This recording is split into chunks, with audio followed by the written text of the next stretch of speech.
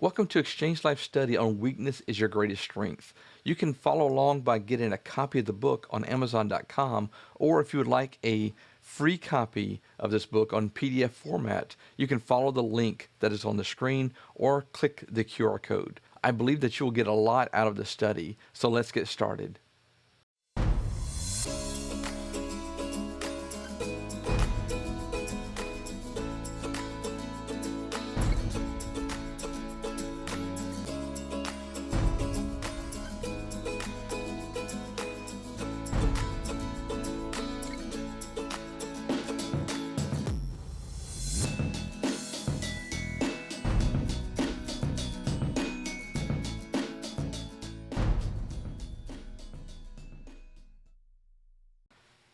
Welcome to the second part of the study, the power of weakness. Sometimes we will find ourselves into a position of vulnerability, and we have to realize that sometimes that is by design. God will allow you to get into a position of weakness so that He can show Himself powerful on your behalf, and also to test our faith, because there's times where, even in the Bible, where you see Hezekiah walk with God, but God withdrew from Hezekiah for a moment to test his faith to see where he was at. So God will put us in a position of vulnerability, and oftentimes because we're mistaught in Scripture that problems are judgment or it's evidence that God is angry with us, it causes us to fall back instead of pursuing forward. History is filled with people who missed the glory of God because they turned their back when things got weak.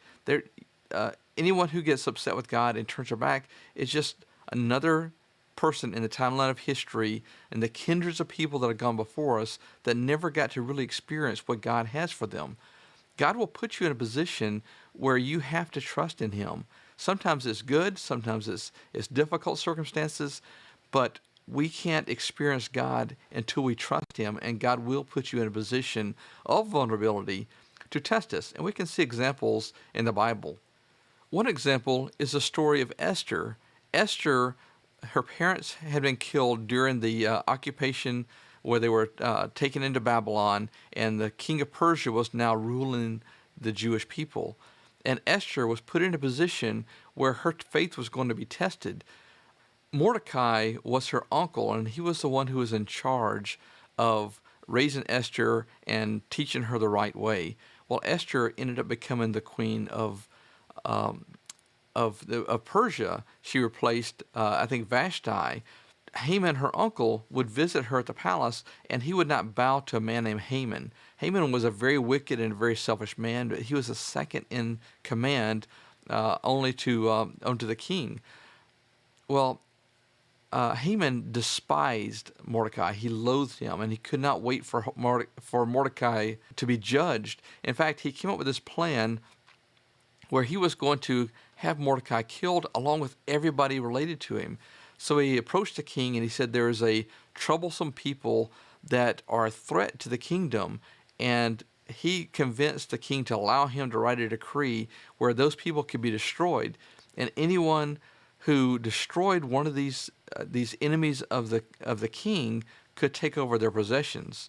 And so he wrote this decree to have every Jew destroyed, and he sent it throughout the land, and everyone who hated a Jew could take over his property.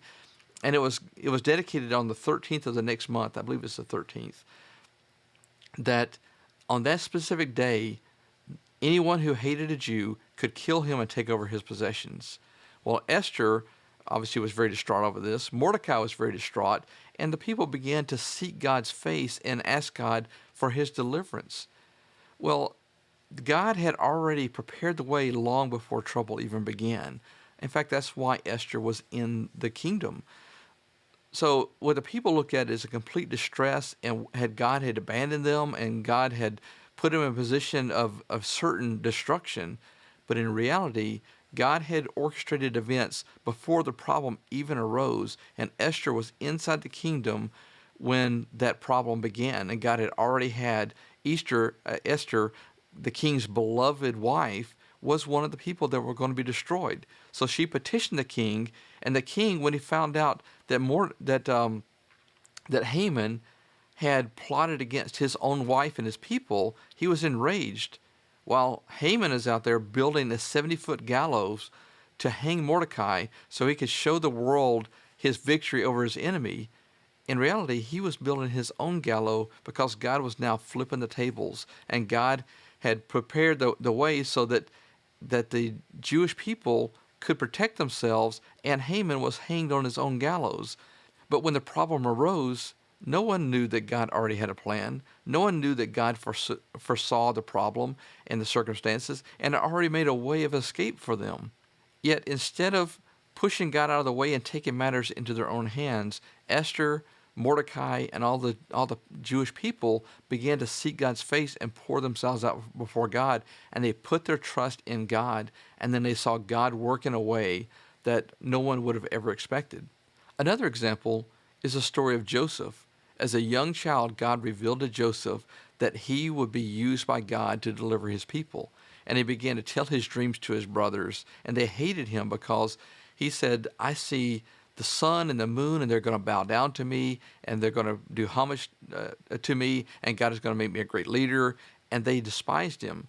Now, Joseph's dad looked at Joseph as that was his baby. That was the child that was born to him right before his wife died. And so he got special treatment. And Joseph was a very spoiled child. He got everything he wanted, and the more he got, the more his brothers hated him.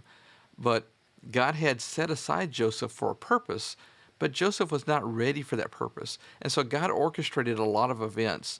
Now, God knew that there was a crisis coming, and Joseph was who God picked to be the deliverance for that crisis.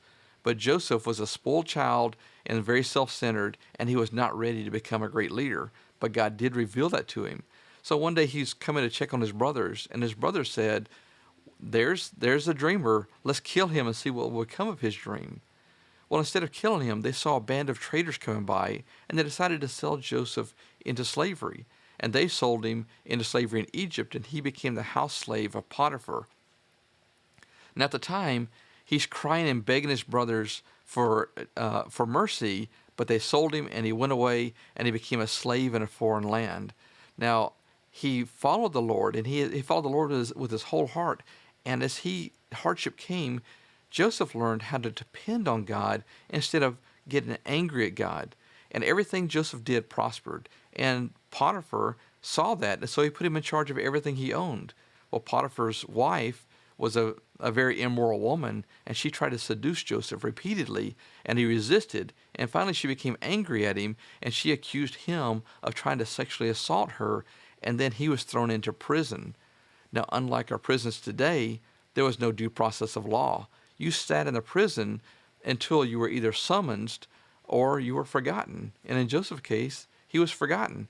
And so for years he sat in this dungeon prison, but his attitude was still so good because he followed the Lord that even the jailer began to put Joseph in charge of things because he saw that he was faithful, and once again, God was with him and everything was prospering.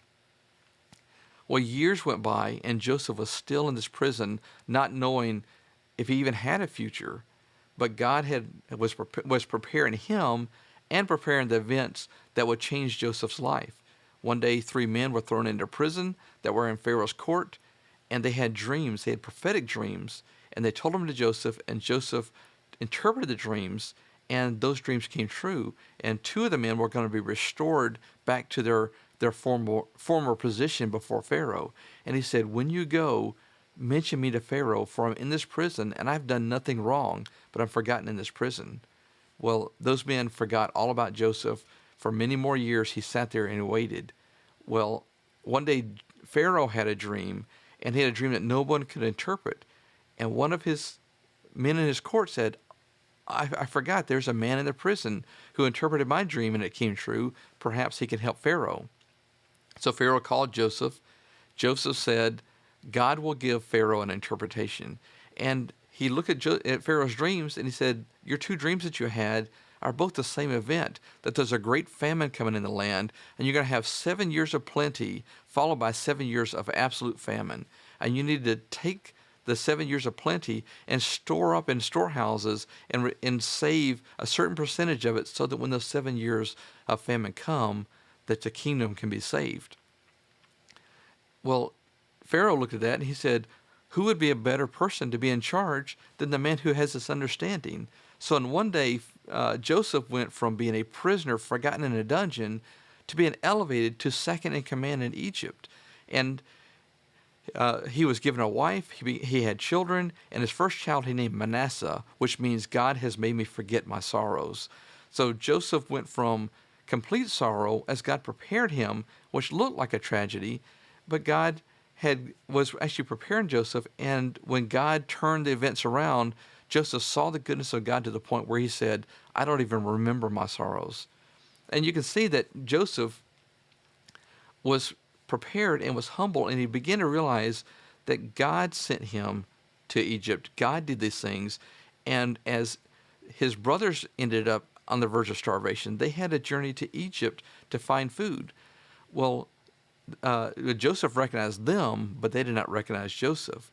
And Joseph did not take advantage and try to destroy them. In fact, when after he revealed himself to his brothers, he said, don't be angry at yourselves and don't be grieved for what you've done, for God was in behind this. God sent me before you to preserve life. He understood that all these things that were going on was God's provision and God working in their lives. And so God prepared Joseph, but Joseph could not have been the leader that God wanted him to be. And Joseph could not be prepared for what God wanted to use him for until Joseph was humble, broken, and learned how to rely on God and see things from the perspective of the Lord instead of his own. So he stopped looking at it as, look what I've lost. Instead, he began looking at it as, look what God has done. And that is how the Christian life works in many areas, where God will bring us into situations where difficulties will arise because God is shaping us to experience his goodness. And sometimes God is shaking away the things that are preventing us from experiencing his goodness. God has to get our hearts into the right position, and he has to get our attitudes correct and our perspective correct. But many people turn their back on God when things get difficult because they look at their circumstances instead of what God is doing. And they don't trust God enough to go through the difficult times. Just like in Psalm 23, it says, though I go through the valley of the shadow of death, I will fear no evil because you are with me. And if you look at that psalm, the good shepherd, who is Christ, takes us through the difficulties of life and into times of refreshment. Now, we may go through difficulties many times in life, but God is always using those to shape us and to prepare us and get us into a position to where we can experience God's true blessing and see God's power, and most importantly, be used by God to do his great work. We have to remember the great passage that we often hear quoted in Romans 8:28, that now all things work together for the good of those who love God and are called according to his purpose. You are called into God's purpose, and God is using everything in your life to prepare you to experience the greatness of that purpose. That purpose is God's blessing and the path that God has set on your life for you to have the eternal benefits of doing God's work, and then God rewards you as though it is your work. But God will use you when you are walking by faith. And you won't walk by faith until you go through the difficult times. So there are going to be times in your life where you're going to look at difficult situations and you're going to say, where is God? But by faith, we look at these promises and we know that God is with us, and he is going to shape our lives so that when we come out the other side, we're going to see his hand, and we're going to say, God has made me forget all of my sorrows. But most Christians never experience the power of that promise, because when difficulties come and life doesn't go the way we expect, we get angry, we get disillusioned, and we begin to turn our back on God, and we never get to experience the fact that God is using those to shape us and to prepare us for us to get his blessing and to experience the depth of his purpose. And in Ephesians chapter 6, verse 12, the Bible tells us that we do not wrestle against flesh and blood, but against principalities and powers and enemies in high places. So your enemies, just like with Joseph, your enemies are victims of spiritual warfare. We sometimes find ourselves in spiritual warfare, and we don't even realize that we're not really, what we see is not what we're fighting. But when we try to fight in the flesh, we end up with fleshly results.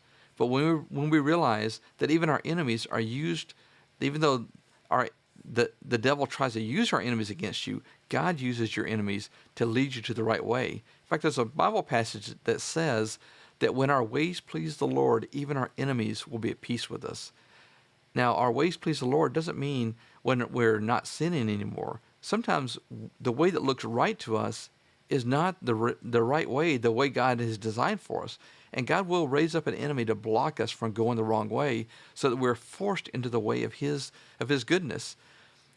Now, sometimes we may not experience that for some time, as in Joseph's case, years.